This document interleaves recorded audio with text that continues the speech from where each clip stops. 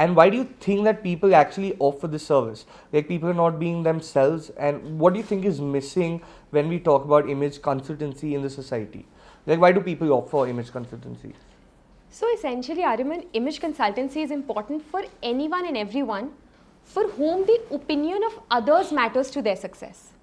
Okay, Let me explain this. So for instance, a lot of people say that, oh, celebrities are the only ones who need image consulting, right? Yeah, true. Now for them, there are millions of people who are judging their success. So if their movie does well or not is decided by us. Yeah. Similarly, if you look around, you see people like us. We are working professionals, we are business owners, be it students, be it people who are entering pageants. Don't we have people around us whose opinion decides our success? For instance, Yeah, please. for an entrepreneur, if they're going to pitch for their startup to secure funding, the panel's opinion matters for their success. True. For a student, it might be a recruiter. For a job professional, it might be their boss, right? Now, when someone's opinion matters to your success, that means you need to show up as your best self. You need to put your best foot forward. Agreed. I'm not saying you need to put your fake foot forward, but your best foot forward. Of course. For instance, now Mark Zuckerberg, for him, the opinion of his company doesn't matter to his success, right? The people who work in the company. He might as well wear a t-shirt and show up every day, Yeah. right? But now when he came to India and he met our Prime Minister, Mr. Narendra Modi, he didn't wear a t-shirt. He wore a business suit. When he went to the US Court of Justice, when Facebook was being sued, he didn't wear a t-shirt, he wore a suit. Because at that point, someone was deciding the fate of his company. Fair enough. But I also feel that someone, for example, because see, we humans are not perfect. Yeah. Of course, we and especially living in a country like India where there's so many cultural stigmas and stuff like that, we've been told, our upbringing has been completely different from the Western world. So we've been taught certain things which we are not supposed to say or supposed to say out there. Okay. So how do these cultural stigmas play a role in image consultancy? Like, don't you think it's actually it's a bane when it comes to image consulting? So image consulting is about helping you present your most confident and authentic self, right? Fair enough. Now, a lot of things I've realized that when I'm dealing with clients, in our Indian family system, there are a few things that are taught to us, like always be polite, always be gracious, always be very kind. Now, when a working professional has learnt this, be it anyone who's learnt this in their growing up years, sometimes this gets misinterpreted as not putting your own needs forward in conversations. So a lot of times I see that professionals are not able to be assertive when it's required because they think, will I look rude? Will I look too authoritative?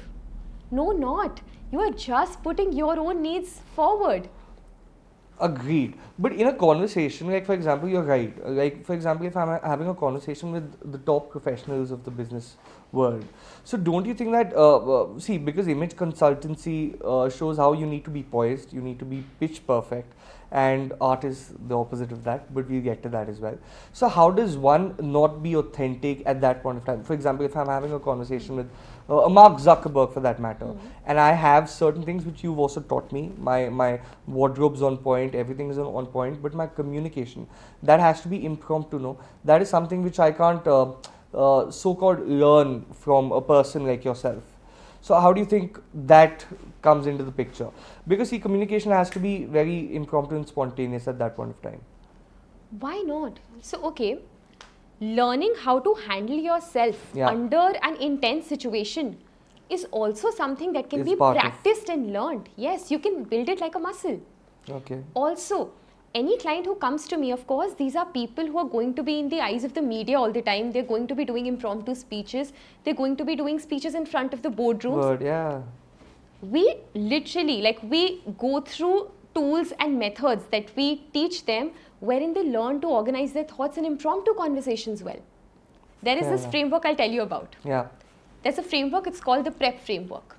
Point, reason, example, point. Okay. Right? So for instance, if you've asked me this question, my point would be that no, Aryaman, of course you can learn it. Reason being, it's a muscle. When you practice it over time, you can learn to flex it. For instance, there was a client of mine who had to present it in the boardroom meeting. This is how I taught him and he did well. So to reiterate, I believe it's a muscle that can be built over time. That's one framework. Wow, okay, fair enough. This is very interesting, guys. I've never come across an image consultant, by the way. But you know, when I was actually researching and I was actually giving this a thought, don't you think that women specifically are targeted in India because, you know, my upbringing will be totally different. Yeah. People, I am very indifferent towards fashion. Of course, my mannerisms are something which I've learned over the years. Yeah. But my fashion style, my dress sense, the way I carry myself, that has been totally up to me. But I have women in the house. I have a sister. Everyone, they are targeted more. Don't you think that happens in India itself? And how do you deal with that? I think it happens all across the world. Women have, from the earliest times, women have been corrected and criticized way more than men, right? Like, agreed. Yeah, I'm not even going to debate that. Right now, if you see the retail industry also, we talk about so many FMCG products that are, there's a pink tax that's levied from women. And there are so many products that are sometimes not even needed, but are created, and the need is also created for women, right? So I do believe women are definitely under that critical lens a lot.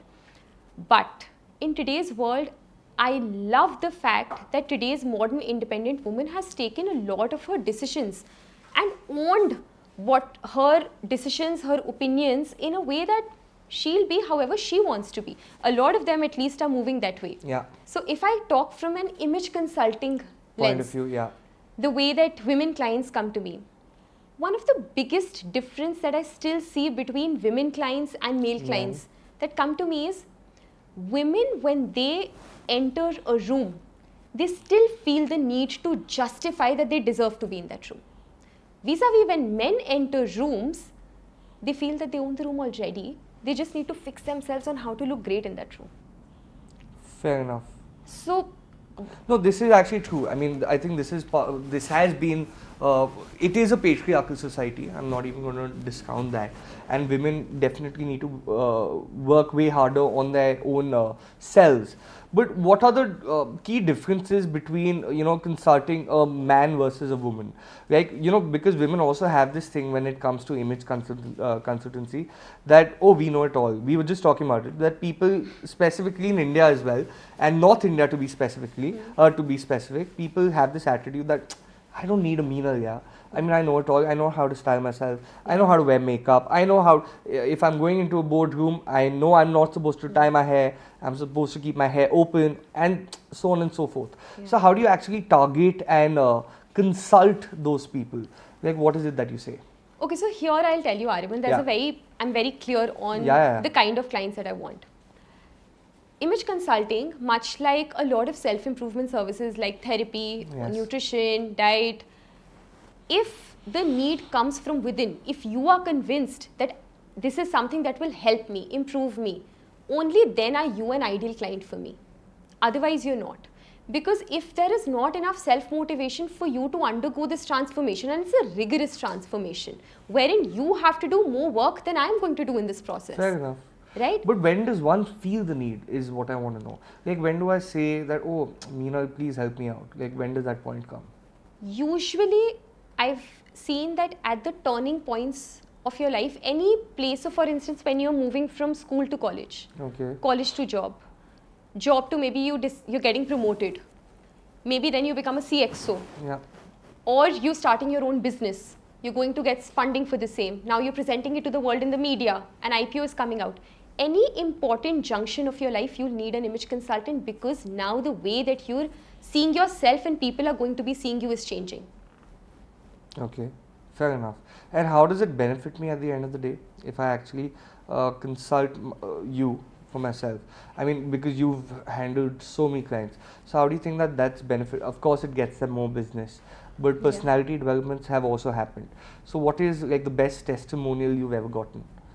The best testimonial, there are many, but which one do you want me to tell you about? The most emotional one or the best in terms of transformation? The best in terms of, I think, tell me both. Why not?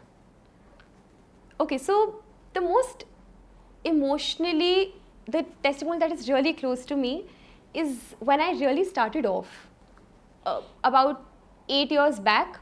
And I remember there was this mother who came to me and she said that I have a son and he's visually impaired. Oh wow. So, and he's applying for CAT exam. I want you to train him on interview and group discussion skills. However, everything will happen on call. Okay. So, your work is going to be twice or thrice the amount that you were thinking. Can you please do this? I know it's a big task. My heart, of course, couldn't say no.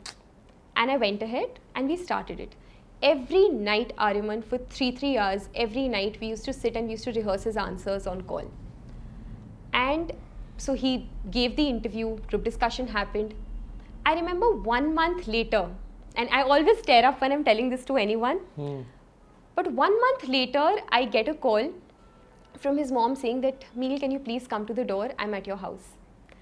And I went there a little jittery that what is going to happen.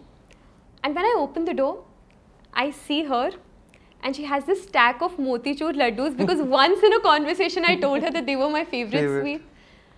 And she said that my son got through his dream college and I am so happy. So for me, that result was one of the biggest propelling factors that made me go through with this profession, that I am making real difference in people's lives. If you talk about other transformations that have happened, there are directors of listed companies wherein I've trained them.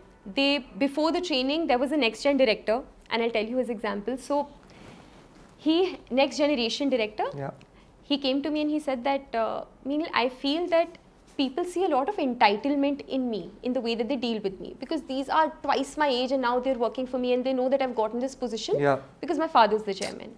When I present to the board also, they don't see me as very credible. We discussed this through. We worked a lot on his storytelling. So we created authentic personal narratives out of his life, wherein we identified what were his strengths, where would he bring value the most to the company. We already mapped the objections that they had in mind, and we knitted personal stories. Those were real stories. We extracted them from his life to already take care of his objections.